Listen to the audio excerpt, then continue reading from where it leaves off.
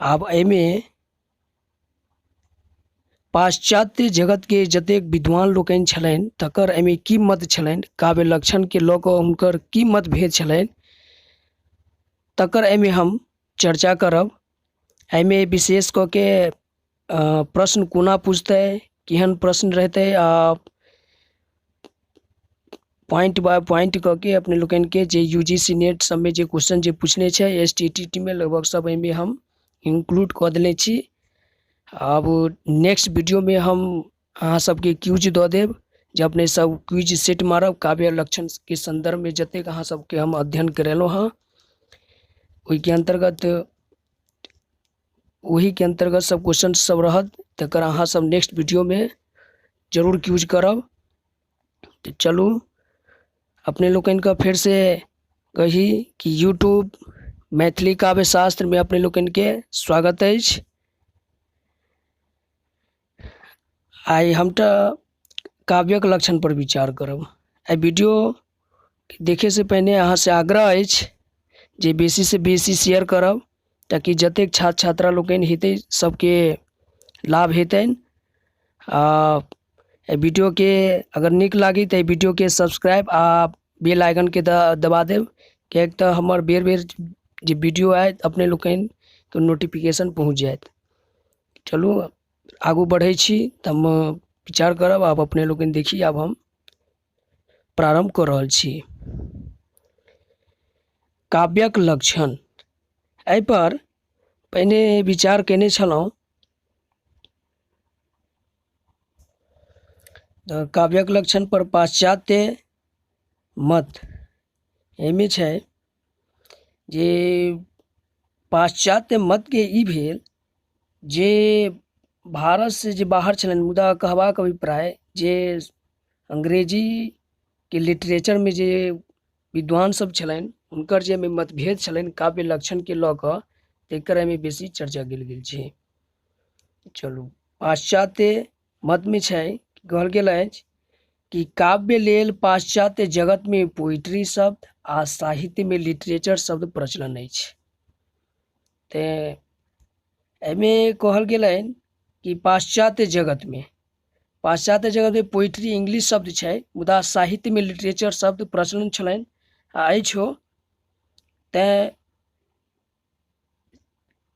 कहब कि पोइट्री पाश्चात्य जगत भेल आ साहित्य में हमरा सबके एकटा लिटरेचर होइ छै, तैं दुनू शब्द पोइट्री शब्द आ लिटरेचर शब्द प्रचलन अछि। कहल जाइ छै कि साहित्य में कखनहु रसात्मक क्षेत्र से बाहरोक वस्तु के हेतु प्रयुक्त होइ छै। जेना उदाहरण दऽ देने छी हम दलीय समूह अर्थात कहबाक अभिप्राय एक तरह से पार्टी लिटरेचर व औषधि व्यवसाय साहित्य मुद्रा मूलतः साहित्य एवं काव्य तथा पोइट्री व लिटरेचर सब एक गोट व्यापक अर्थ बोध करे वाला शब्द थिक। अर्थात ई सब जतेक छै जे शब्द जे छै दलितीय साहित्य औषधि व्यवसाय तो मुदा साहित्य मुद्रा के मूलतः के लेल छै। साहित्य काव्य पोइट्री काव्य लिटरेचर एहि सब के अर्थ जे छै व्यापक छै आ तरह तरह आ एके ठाम माने बुझियो कि अर्थ के जे बोध करे छै तेकरा अंतर्गत एहि शब्द के देखल जाइ छै। आगू छै जकरा अंतर्गत संपूर्ण ललित एवं रसात्मक साहित्य अबै छै। देखियो ललित एवं रसात्मक साहित्य अबै छै, मुदा तैयो भ्रम रह जाइ छै। किछु गोटे काव्य के कविता मात्र बुझैत छथि। हाँ, ई कहल जाइ छै कि काव्य में नाटको आबै छै। काव्य के हम भेद पढ़ाएब तखन अपने सब बुझबै कि काव्य के दूटा भेद होइत अछि, एकटा श्रव्य काव्य दृश्य काव्य, ओ सब हम आगू चर्चा करब। तैं प्राचीन में ई छल कि पहिने जे गद्य जे लिखल छल ओ पद्यात्मक लय पर छलै, मुदा गद्य तऽ ओतेक जेकरा अंदर प्रतिभा हेतै वएह गद्य लिख सकै छै, मुदा पद्य तऽ आब तऽ सब गोटे लिख लै छै। तो गद्यो जे छै से काव्यक अंतर्गत अबै छै। तैं एहिठाम कहल गेलै कि किछु गोटा काव्यके कविता मात्र बुझैत छै, तऽ कविते मात्र काव्य नहीं छियै, गद्यो छियै काव्य, नाटको छियै काव्य। एहि सब पर हम विशेष चर्चा खैर अगला लेसन पर करब, जखन हम वीडियो लायब ओहि पर चर्चा करब। चलू आब छियै कि काव्यक लक्षण कमी नहीं, अनेक आचार्य आ विद्वान अपन अपन दृष्टिकोण से काव्यक लक्षण ओ परिभाषा लिखलनि अछि। एहि शब्द पर विचार करबी अपने। एकटा हम आचार्य शब्द लिखलहुँ, एकटा विद्वान शब्द लिखलहुँ। आचार्य के मतलब संस्कृतक लेल ई शब्द प्रयुक्त छै, आ विद्वान मतलब एहि पाश्चात्य जे अंग्रेजी शब्द के छियै। ते कहल जाइ छै कि अपन अपन दृष्टिकोण से काव्यक लक्षण की परिभाषा लिखलनि, आ अपन अपन दृष्टिकोण से परिभाषा सेहो देलनि। अब छै कि प्राच्य एवं पाश्चात्य दूहू जगत में एकर प्राचुर्य अछि, अतएव संपूर्ण साहित्य समीक्षा लेल क्रमशः पाश्चात्य एवं प्राच्य जगतक काव्य संबंधी लक्षण से परिचित भऽ जायब आवश्यक अछि। हमरा सबके एहि दुआरे काव्यक लक्षण बुझना जरूरी अछि, जे एकटा एहिमे जे मत जे देलनि अनेको विद्वान आ अनेको आचार्य लोकनि, जे कोनो एक दूसरा के मत के माने के लेल तैयार नहीं छै। एकटा कहब अपने के गप कि 10टा 20टा अगर मान लियौ कि एक समूह में अगर विद्वान लोकिन बैसल रहथिन, तो ओहिठाम के जतेक बैसल रहथिन सबके विचार अलग अलग हेतै, मुदा एक दूसरा के विचार के मत के नहीं मानते। आ दोसरे ठाम देखबै, या मान लियौ एहि के विपरीत अगर 10टा 20टा मूर्ख हेतै, तऽ 10टा 20टा के जे अगर विचार छै लगभग मिलत जुलत अहाँके। तो वह बात छै कि विद्वान लोकिन के अपन अपन मत छै। ताहि दुआरे हमरा सबके एहि दुनू के संपूर्ण साहित्य, संपूर्ण एहिमे लिखल छै कि संपूर्ण साहित्य समीक्षा लेल पाश्चात्य आ प्राच्य जगत के हमरा सबके अध्ययन करबाक चाही, आ तय काव्य संबंधी लक्षण सब पर बुझना जरूरी छै। अब आगू छै पाश्चात्य विभिन्न आचार्य लोकनि द्वारा काव्य परिभाषा और लक्षण पर अपन अपन मत निम्न तरह द्रष्टव्य अछि। एहिठाम एकटा टाइपिंग मिस्टेक छै कि आचार्य लोकनिक जे लिखेनाइ लोकनि नहीं हेतै, किएक हम तऽ पाश्चात्य पढ़ि रहल छी, तऽ पाश्चात्य में विद्वान हेतै। पाश्चात्य कोनो संस्कृत विद्वान तऽ नहीं छै, तऽ पाश्चात्य मतलब संस्कृत के विद्वान तऽ नहीं हेतै, या अंग्रेजी के हेतै, या हिंदी के हुए जे हुए, या आन कोनो भाषा के। मुदा आचार्य जे लिखले लोकनि ठीक छै, आचार्य नहीं हेतै। आचार्य एहिठाम विद्वान लोकनि हेतै, विद्वान हेबाक चाही।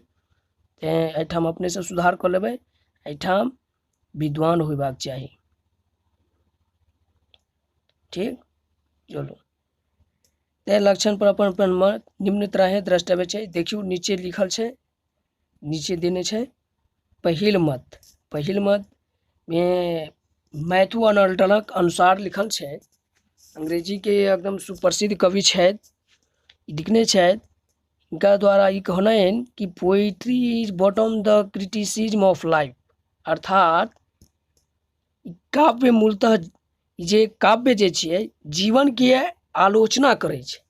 कहबाक अभिप्राय एहिठाम लिख देले छै, अर्थात काव्य मूलतः जीवनक आलोचना थिक।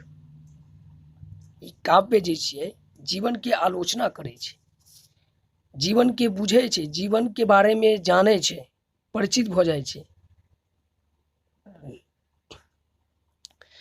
दोसर में छियै सुप्रसिद्ध कवि वर्ड्सवर्थक अनुसार लिखने छथि, poetry is the spontaneous overflow of powerful feeling. कहबाक अभिप्राय जे पोइट्री जे छियै स्पॉन्टेनियस का मतलब होइत अछि स्वाभाविक। जे केओ कविता कहै छै ओ स्वाभाविक, ओ अनुभव से ओकर स्वाभाविक शक्तिशाली जे माने स्वभाव जे प्रवाह अछि ओ शक्तिशाली छै। अर्थात हम देने छियै अर्थात कविता अनुभवक शक्तिशाली ओ स्वाभाविक प्रवाह अछि। ठीक, आगू आब छियै डॉक्टर जॉनसनक अनुसार, इनका अनुसार ई लिखने छथि, पोएट्री इज मेटेरिकल कंपोजिशन, अर्थात काव्य छंदोमय रचना थिक। तऽ एकटा एहिठाम कहब कि काव्य तऽ पहिने जे लिखै छलनि कवि वा विद्वान लोकनिक या आचार्य लोकनिक, पहिने काव्य जे छलनि ओ छंदमय, ओहिमे बेसी छंद छलनि। मुदा आब तऽ केओ एहि छंद मने छंदमय कविता तऽ नहियो लिखै छै, मुदा एक आध दूटा हेतै, लिखबो करैत हेतै, मुदा ओतेक नहि छै। आब आदमी ओतेक एतेक विद्वान लोकनिक या आब एतेक पढ़ैवला छंदके बुझबो नहि करै छै, कि एकटा आब तऽ अंग्रेजी सब बुझे लागल। तैँ कविता एखनो धरि कनि धारा प्रवाहमे छंदमय होबक चाही। नेक्स्ट, प्रसिद्ध अंग्रेजी कवि कॉलरिजक अनुसार, एहिठाम केओ गोटा ई नहि बुझबै कि अंग्रेजी गलत छै, मैथिलीमे अहिना लिखल जाइ छै। कवि कॉलरिजक अनुसार ई कहै छै कि poetry is the best words in the best order, अर्थात हिनकर कहबाक अभिप्राय जे काव्य सर्वश्रेष्ठ छियै, काव्य जे सर्वश्रेष्ठ छियै ओ सर्वश्रेष्ठ शब्दके क्रमके माने शब्दके बोध करबै छै। अर्थात एहिठाम लिखल छै कि अर्थात काव्य उत्तमोत्तम शब्दक उत्तमोत्तम क्रम विधान थिक। वह बात छै, उत्तम शब्दके उत्तम क्रम विधान थिक। आगू, प्रसिद्ध आलोचक सेंड्री हडसनक अनुसार कहै छै, it is fundamentally an expression of life through the medium of language, अर्थात इनका कहबाक अभिप्राय भेलनि कि काव्य शब्द के माध्यम से प्रकट करे वाला जीवनक अभिव्यक्ति थी। काव्य जे शब्द के माध्यम से जे प्रकट करे छै ओ जीवन के अभिव्यक्ति थी। सेंड्री हडसन कहने छथि, आप देखे छी एहि चारू परिभाषा में लिखल छै कि उपयुक्त परिभाषा के अनुसार हम देखे छी जे अंग्रेजी साहित्यक आलोचक लोकनिक द्वारा देल गेल काव्यक परिभाषा और लक्षण में 4 तत्व समाहित अछि। ओना तऽ हम ई कहब कि में 4टा तत्व हमरा के देखे के भेटलक। एकटा भाव तत्व, दोसर कल्पना तत्व, तेसर बुद्धि तत्व, 4 में शैली तत्व। काव्य लक्षण में पूरा एक समग्र क के आ के निचोड़ के निकालब तो मुदा काव्य के लक्षण जे छै एहि चारूटा में से यह समाहित अछि। सब जते गोटा परिभाषा दिलनि से हुनकर में से यह चारू में से मतलब एही आधार पर दिलनि। चलू आब अपने से पढ़ि लेलिए। एहिमे एकटा चीज हम अपने के बुझा दै छी, ई छल पाश्चात्य मत, ऐसे पहले छल भारतीय मत वाला। ऐसे संबंधित में देल छिए कि अभ्यास लेल प्रश्न पत्र। एक बार अहाँ ध्यान देवे, मैथिली में कतो जगह अहाँ लिखने देखैत हेबै कि लेल से पहिने क लेले हेथिन। जेना कारक के विभक्ति अपने सब पढ़ी छी तो के लिए जेना हिंदी में होइ तो क ले लिखे छी, गलती है। मुदा लेल से पहले क नहीं होबाक चाहिए। क्या अगर साहित्य अकादमी जे भारत के सबसे संस्था छै, साहित्य अकादमी नई दिल्ली, लेल से पहले कहीं नहीं थे। हाँ, हेतु से पहले अहाँ क लिख सकै छी, तै कनी भाषो के शुद्धता पर देना जरूरी है। अभ्यास लेल प्रश्न पत्र। पहिल प्रश्न एहि तरह से अहाँ से पूछ सकैया, काव्यक परिभाषा और लक्षण पर विचार करू। काव्यक परिभाषा जे देबै आ लक्षण के विचार जे देबै तो ऐसे पहले जब हम वीडियो देने छलहुँ भारतीय शास्त्र लोकन के जे मत छल ओ आ पाश्चात्य दुनू कनी दऽ देबै आ एके बाद निष्कर्ष दऽ देबै तऽ ई दुनू ओहिमे पूरा भऽ जायत। आब छै एहिमे भारतीय आचार्य द्वारा काव्यक परिभाषा के वर्णन करू। ऐसे पहले जे हम फर्स्ट वीडियो देने छलहुँ वो पूरा लिख देबै, वह पूरा आंसर भऽ जायत अहाँके। भारतीय आचार्य द्वारा वह छलनि से पूरा भ जाए क्लियर। अपने सब अभ्यास करू घर पर, आइ के पूरा क्वेश्चन लिख के आंसर तैयार कर लेब। आई जते क्वेश्चन जे छै अपने के BA MA में जे परीक्षा जे होइ छै ओहिमे 5 नंबरी में 5 नंबर वाला 3 नंबर में यह सब पूछत आ 10 नंबर में आई 5टा से बेसी कोनो क्वेश्चन नहीं आबि सकैया काव्यक लक्षण संबंधित सँ। तेसर में छियै पाश्चात्य काव्य शास्त्री आचार्यक मतक समीक्षा करू। एखन जे वीडियो अपने सब देख रहल छी, जे पढ़ि रहल छी, यह पूरा लिख देबै तो अहाँके ई आंसर भ जायत। अब नेक्स्ट छै अहाँके 4 में भारतीय और पाश्चात्य काव्य शास्त्री आचार्य लोकनिक मतक तुलनात्मक अध्ययन करू। अहाँके भारतीय आ काव्य शास्त्री एहि दुनू के परिभाषा के देखबै आ दुनू के तुलना करबै जे एहि दुनू में अहाँ अपने तरफ से आलोचना करबै एहि दुनू में की छियै, आब तब एहिके बाद अहाँ अपन निष्कर्ष देबै। नेक्स्ट छै उत्तम काव्य ककरा कहल जाइ छै, तऽ हम पहिने वीडियो में देने छलहुँ आ ओहिके ऊपर विश्लेषण केने छलहुँ जो ऊपरे हेडिंग लाइन में हेतै, मुदा 3 से या 5 नंबर के हेतै, एकरो अहाँ देख लेबै। उत्तम काव्य हम ऐसे पहले वाला वीडियो में बतेले छी। आब चलू ऐसे संबंधित BA MA STT सभक लेल ई बहुत ऑब्जेक्टिव के लेल बहुत इम्पोर्टेंट क्वेश्चन छै जे अपने लोग याद कर लेबै। संदर्भ ग्रंथ जे हम सब वीडियो बनबै छी, ई जे वीडियो बनेलहुँ हँ, जे पहिल पुस्तक छै मैथिली काव्य शास्त्र डॉक्टर दिनेश कुमार झा, एकरे माध्यम से हम बनेलहुँ हँ। हम जतेक संदर्भ ग्रंथ देले छी सबके पुस्तक के माध्यम से हम वीडियो बनेलहुँ हँ। प्रकाशित छियै मैथिली काव्य शास्त्र, प्रकाशित कतऽ से भेल छै, मैथिली अकादमी पटना से। ये ऑब्जेक्टिव पूछ सकैया, ई सब याद कर लेबै अपने सब। फिर दोसर में छै कि काव्य मीमांसा, काव्य मीमांसा विश्वनाथ प्रसाद मिश्र। काव्य मीमांसा 2टा हेतै एहिठाम, हाँ एकटा या नीचा में छियै। अच्छा, काव्य मीमांसा विश्वनाथ प्रसाद मिश्र लिखने छै, प्रकाशित कतऽ से छियै, हिंदी साहित्य कुटीर बनारस से। ठीक। तेसर में संदर्भ ग्रंथ छै अहाँके साहित्य विद्या विमर्श भोलानाथ झा, इहो प्रकाशित मैथिली अकादमी पटना से छै। चारिम में काव्य मीमांसा किनकर लिखल छै, डॉक्टर जयधारी सिंह। ठीक। फिर नेक्स्ट छियै, एकर हमरा सबके प्रकाशित जानकार नहीं छलिए, जानकारी नहीं है तो इस सब में नहीं देले छै, मतलब वो प्रकाशित है कि नहीं पूछ सकैया। नेक्स्ट है काव्य शास्त्रक रूपरेखा डॉक्टर धीरेश्वर झा धीरेन्द्र। अब के बाद छै अहाँके मैथिली काव्य शास्त्र डॉक्टर इंद्रकांत झा। 6टा वीडियो ई पुस्तक जे अहाँ देख रहल छियै, 6टा पुस्तक माध्यम से हम ई वीडियो तैयार केलहुँ PDF द्वारा। अपने लोगन के कहि दै छी जे अपने लोगन के वीडियो चाहिए तो हम डिस्क्रिप्शन में हम दऽ दै छी, आ डिस्क्रिप्शन नहीं हेतै तो अहाँ हमरा कमेंट कऽ देब, हम अहाँके व्हाट्सएप नंबर अहाँ प्रेषित कऽ देब कमेंट में, तो हम अहाँके व्हाट्सएप पर PDF पठा सकै छी। चलू आब नेट के लेल या UGC नेट JRF के लिए जे तैयारी कर रहल छी STT के लिए, तो ई सब पूछल जायत। आ BA MA में सेहो में ऑब्जेक्टिव में पूछल जाय छै।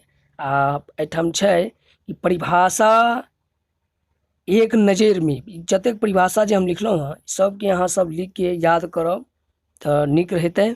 ऑब्जेक्टिव सब्जेक्टिव में दोनों में का जाए, तो निचोड़ के हम एक नज़र में डालि देलहुँ छै। पहला शब्दार्थौ सहितौ काव्यम आचार्य भामह, के अर्थ सब पहले वीडियो में दऽ देने छी। दोसर में छै काव्य शोभांकरान धर्मालंकारान प्रछक्यते, आचार्य दंडी के अनुसार छियै। नेक्स्ट छियै रीतिरात्मा काव्यस्य की कहने छथि, आचार्य वामन। नेक्स्ट छै ननु शब्दार्थो काव्यम की कहने छथि, आचार्य रुद्रट। एके बाद काव्यस्यात्मा ध्वनि के कहने छथि, आचार्य आनंदवर्धन। एके बाद तद्दोषो शब्दार्थौ सगुणावलंकृति पुनः क्वापि की लिखने छथि, मम्मट। नेक्स्ट वाक्यम रसात्मकम काव्यम आचार्य विश्वनाथ लिखने छथि। एके बाद नेक्स्ट है रमणीयार्थ प्रतिपादक शब्द काव्यम के लिखने छथि, पंडित राज जगन्नाथ। नेक्स्ट इष्टार्थ व्यवच्छिन्ना पदावली के कहने छथि, आचार्य दंडी। अच्छा, आगू छै कि शब्दार्थ शरीरम तावत काव्यम आचार्य आनंद वर्धन लिखने छथि। ते ई लगभग 10टा अहाँके परिभाषा भऽ गेल, 10टा से बाहर नहीं पूछ सकैए, अहाँ सब एकरा पूरा याद कऽ लेब। ठीक, आब नेक्स्ट छै इहो पूछ सकैए, एहिमे छै कि काव्य शास्त्रक 6 संप्रदाय अछि। पूछ सकैए कि काव्य शास्त्र के कतेक संप्रदाय अछि वा काव्य शास्त्र के कतेक तत्व अछि। अहाँ सब कहबै देखियौ एहिठाम 6टा छै। कएटा? 6टा। 6टा में देखियौ केना पूछल जेतै। पहला पूछत कि रसक प्रणेता के छै तऽ आचार्य भरत मुनि। अलंकारक प्रणेता के छै तऽ आचार्य भामा। रीतिक प्रणेता के छै तऽ आचार्य वामन। वक्रोक्ति की प्रणेता के छै तऽ आचार्य कुंतक।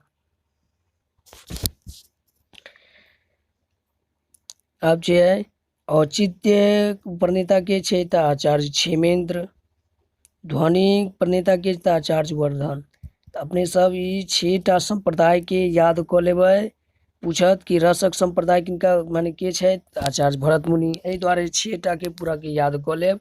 आ नेट में कालक्रम पूछे छै तऽ ई 6टा जे छै कालक्रम हम लिख देने छी, नहीं तो कालक्रम हम कह दै छी। भरत मुनि के प्रारंभ ईस्वी में मानल गेलै। प्रारंभ ईस्वी के समय के पूर्व में छलनि। और अलंकार आचार्य भामा के छै 6ठम शताब्दी के बाद ऋचि आचार्य वामन के छै 8वीं 9वीं शताब्दी मानल गेल छै। एहि के बाद वक्रोक्ति के मानल गेल अछि 9वीं शताब्दी। एहि के बाद औचित्य आचार्य क्षेमेंद्र के 10वीं मानल गेल छै 10वीं शताब्दी के बाद ध्वनि के मानल गेल छै इहो 10वीं शताब्दी छियै। तऽ एहि कालक्रमक अनुसार हम दऽ देने छी। एहि कालक्रम के अनुसार से एही में से 6टा में से आगू पाछू करके अहाँ सब्जेक्टिव पूछ सकैया। तैं अहाँ कालक्रमक अनुसार एकरा याद कर लेब। सीरियल से हम लिख देले छी 1 से 6 तक, सीरियल से एकरा याद कर लेबै। क्रमक अनुसार एकरा अहाँ सब याद कर लेबै। आब अहाँ सबके किछु पोथी आ रचना ओकर रचना के रचयिता जे छै सेहो हम दऽ देने छी, और से पूछ सकैया। आ कतेको बेर पूछनो छै। जेना देखी अपने सब की लिखल नाट्यशास्त्र किनक ग्रंथ थिक तऽ भरत मुनि। काव्यालंकार के ग्रंथ के लिखने छथि भामा। आचार्य दांडी के पोथी छै काव्यादर्श। आचार्य वामन पोथीक नाम की छै? काव्यालंकार शुद्धवृत्ति। रुद्रट उद्भट के छै काव्यालंकार सार संग्रह। इस प्रकार रुद्रट के छै काव्यालंकार। इस प्रकार आनंद वर्धन के छै ध्वन्यालोक। इस प्रकार अभिनव गुप्ता के छै अभिनव भारती। इस प्रकार छै कुंतक के वक्रोक्ति जीवितम। धनंजय के छै 10 रूपक। भोजराज के सरस्वती कंठावरण। मम्मट के काव्य प्रकाश। क्षेमेंद्र के औचित्य विचार विमर्श। रुइया के छै अलंकार सर्वस्व। के बाद हेमचंद्र के काव्यानुशासन। जयदेव के चंद्रालोक। विश्वनाथ के साहित्य दर्पण। विद्याघर के एकावली। राज जगन्नाथ के रस गंगाधर। राजशेखर के काव्य मीमांसा। वाल्मीकि रामायण छै। पतंजलि के यास्क के निरुक्त। एहि प्रकारे सब अपने सब याद कर ले। पूरा पॉइंट बाय पॉइंट दऽ देने छी। तब आप वीडियो के धन्यवाद एहिमे करब। अपने सब एकरा पूरा याद कऽ लेब। ठीक छै, नमस्कार, धन्यवाद। आब आगू वीडियो में हम सब संपर्क आब आगू वीडियो अपने सब देखबै। आगू वीडियो में अपने लोकनि के काव्यक लक्षण से संबंधित क्यूज देल जायत। ताहिमे अहाँ सब अपने चेक करब कि अहाँ के कतेक जानकारी भेल।